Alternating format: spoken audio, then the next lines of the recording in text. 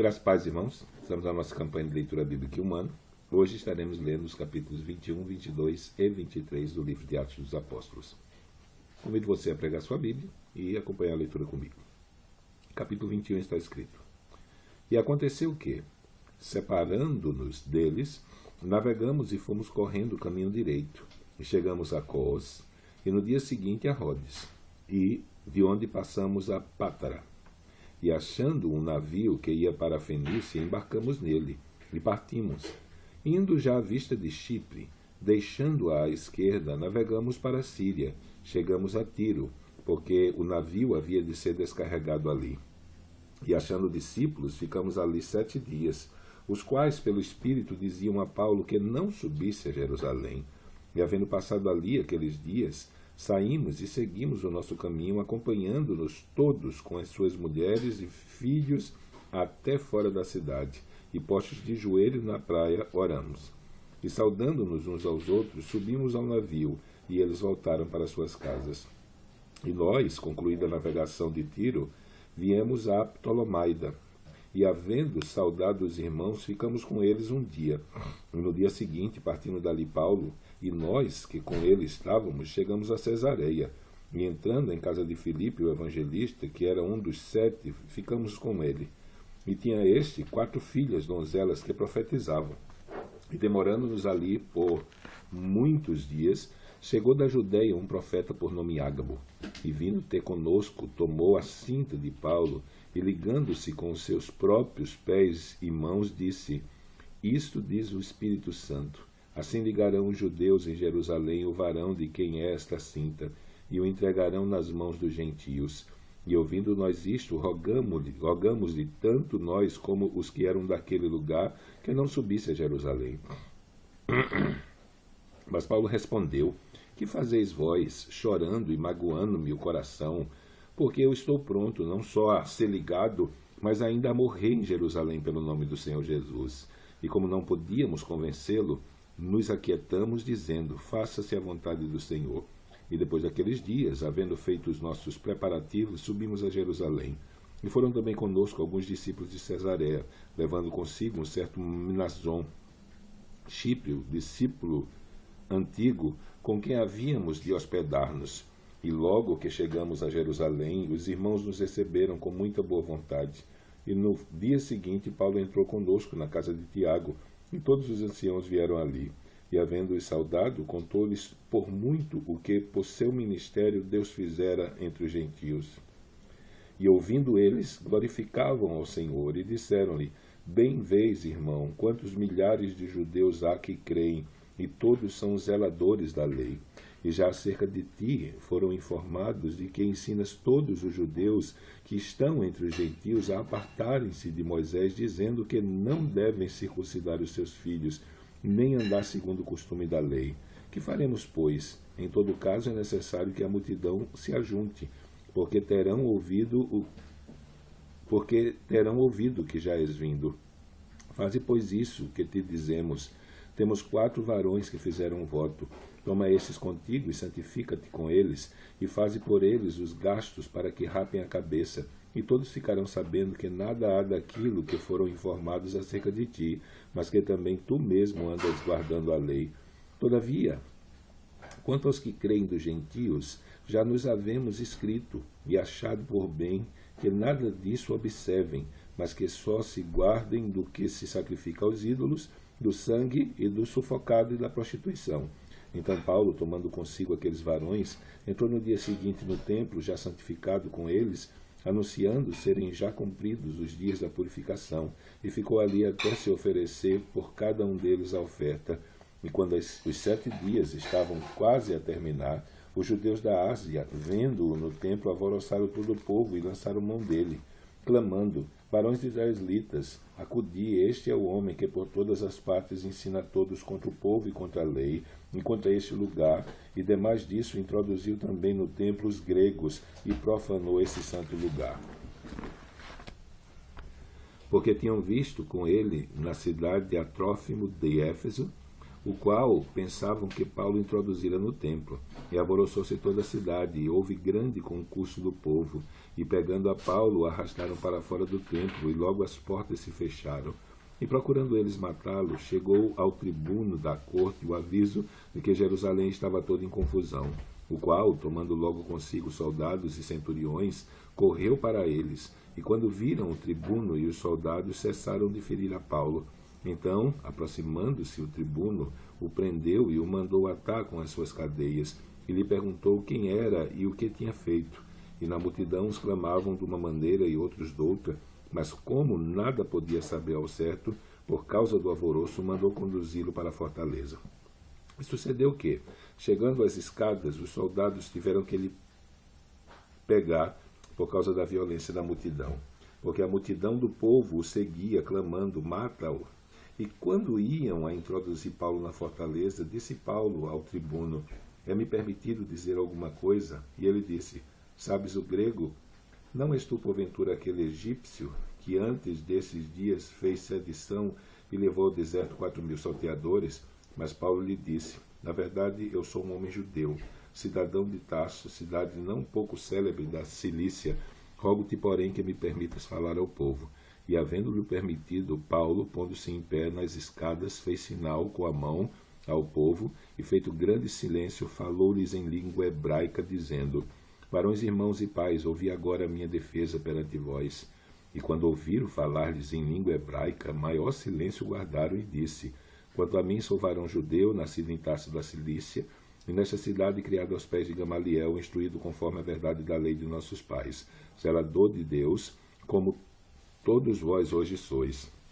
E persegui este caminho até a morte, prendendo e metendo em prisões tanto varões como mulheres, como também o sumo sacerdote me é testemunha, e todo o conselho dos anciãos, e recebendo destes cartas para os irmãos, fui a Damasco para trazer manietados para Jerusalém aqueles que ali estivessem, a fim de que fossem castigados.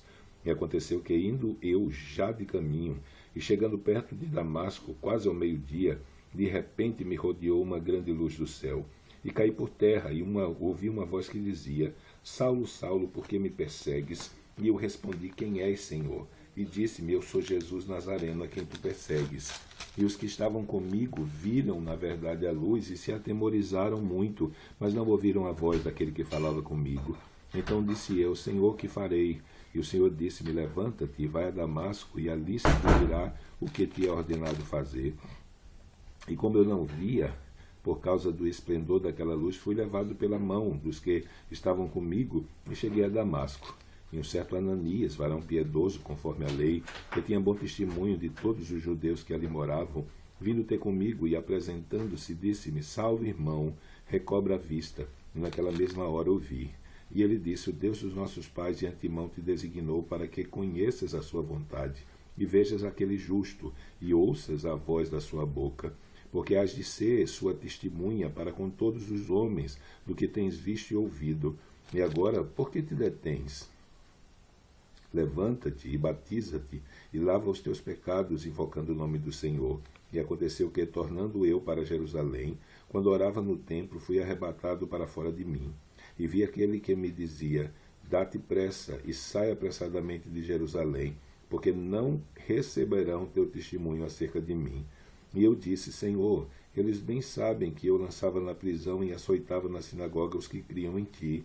E quando o sangue de Estevão, tua testemunha, se derramava, também eu estava presente e consentia na sua morte, e guardava os vestidos dos que os matavam. E disse-me, vai, porque hei de enviar-te aos gentios de longe. E ouviram-no até essa palavra, e levantaram a voz, dizendo, tira da terra um tal homem, porque não convém que viva. E clamando eles, e arrojando de si os vestidos, e lançando pó para o ar, o tribuno mandou que o levassem para a fortaleza, dizendo que o examinassem como com açoites, para saber por que causa assim clamavam contra ele.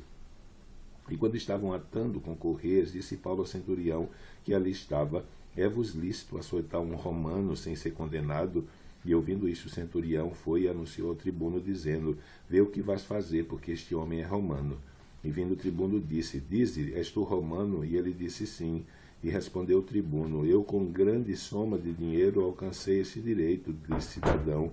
Paulo disse: mas eu sou de nascimento. E logo dele se apartaram os que se haviam de examinar, e até o tribuno teve temor quando soube que era romano, visto que o tinha ligado. E no dia seguinte, querendo saber ao certo a causa por que era acusado pelos judeus, soltou-o das prisões e mandou vir aos principais dos sacerdotes e todo o seu conselho, e trazendo Paulo, o apresentou diante deles. Capítulo 23. E pondo Paulo os olhos no conselho, disse: varões irmãos, até o dia de hoje tenho andado diante de Deus com toda boa consciência. Mas o sumo sacerdote Ananias mandou aos que estavam junto dele que o ferissem na boca. Então Paulo lhe disse: Deus te ferirá a parede branqueada. Tu estás aqui assentado para julgar-me conforme a lei, e contra a lei me mandas ferir. E os que ali estavam disseram: injurias o sumo sacerdote de Deus. E Paulo disse: não sabia, irmãos, que era o sumo sacerdote, porque está escrito: não dirás mal do príncipe do teu povo.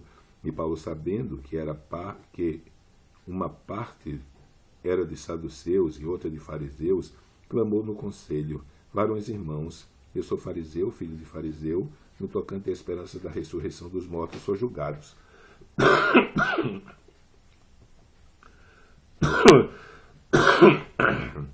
E havendo dito isto, houve dissensão entre os fariseus e saduceus, e a multidão se dividiu, porque os saduceus dizem que não há ressurreição, nem anjo, nem espírito, mas os fariseus reconhecem uma e outra coisa.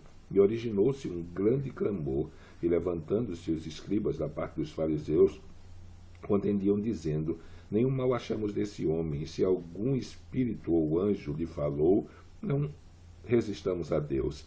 E havendo grande dissensão, o tribuno, temendo que Paulo fosse despedaçado por eles, mandou descer a soldadesca para que o tirassem do meio deles e levasse para a fortaleza. E na noite seguinte, apresentando-se-lhe o Senhor, disse: Paulo, tem ânimo, porque como de mim testificasse em Jerusalém, assim importa que testifiques também em Roma. E quando já era dia, alguns dos judeus fizeram uma conspiração e juraram, dizendo que não comeriam nem beberiam enquanto não matassem a Paulo. E eram mais de 40 os que fizeram esta conjuração. E estes foram ter com os princípios dos sacerdotes e anciãos e disseram: conjuramos sobre pena de maldição, a nada provarmos até que matemos Paulo. Agora, pois, vós, com o conselho, rogai ao tribuno que vos traga amanhã, como que querendo saber mais alguma coisa de seus negócios, e antes que chegue estaremos prontos para o matar. E o filho da irmã de Paulo, tendo ouvido acerca dessa cilada, foi e entrou na fortaleza e o anunciou a Paulo. E Paulo, chamando a si um dos centuriões, disse: leva este mancebo ao tribuno, porque tem alguma coisa a lhe comunicar. E tomando ele, pois, o levou ao tribuno e disse: o preso Paulo, chamando-me a si, me rogou que te trouxesse esse mancebo, que tem alguma coisa a dizer-te. E o tribuno, tomando-o pela mão e pondo-se à parte, perguntou-lhe em particular: que tens que me contar? E ele disse: os judeus se concertaram rogar-te que amanhã leves Paulo ao conselho, como que tendo de inquirir dele mais alguma coisa ao certo. Mas tu não o creiais, porque mais de 40 homens dentre eles lhe andam armando ciladas, os quais se obrigam, sob pena de maldição, a não comerem nem beberem até que o tenham morto, e já estão apercebidos esperando de ti promessa. Então o tribuno despediu o mancebo, mandando-lhe que a ninguém dissesse que lhe havia contado aquilo. E chamando 2 centuriões, lhes disse: apontai para 3 horas da noite 200 soldados e 70 de cavalo e 200 arqueiros para irem até Cesareia, e aparelhai cavalgaduras para que, pondo nelas a Paulo, o levem salvo ao presidente Félix. E escreveu uma carta que continha isto: Cláudio Lísias a Félix, potentíssimo presidente, saúde.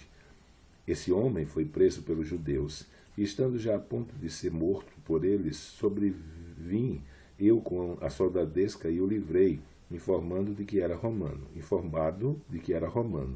E querendo saber a causa por que o acusavam, o levei ao seu conselho, e achei que o acusavam de algumas questões da sua lei, mas que nenhum crime havia nele digno de morte ou de prisão. E sendo-me notificado que os judeus haviam de armar ciladas, e esse homem logo enviei, mandando também aos acusadores que perante ti digam o que tiverem contra ele. Passa bem.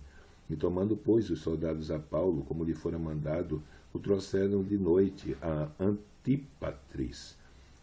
E no dia seguinte, deixando aos de cavalo irem com ele, tornaram à fortaleza. Os quais, logo que chegaram a Cesareia e entregaram a carta ao presidente, lhe apresentaram Paulo. E o presidente, lida a carta, perguntou de que província era, e sabendo que era da Cilícia, ouvir-te-ei, disse, quando também aqui vierem os teus acusadores, e mandou que o guardassem no pretório de Herodes. Então terminamos a nossa leitura hoje. Amanhã, se Deus permitir, estaremos lendo capítulos 24, 25 e 26 do livro de Atos dos Apóstolos. Então que Deus te abençoe e até amanhã, se Deus assim permitir.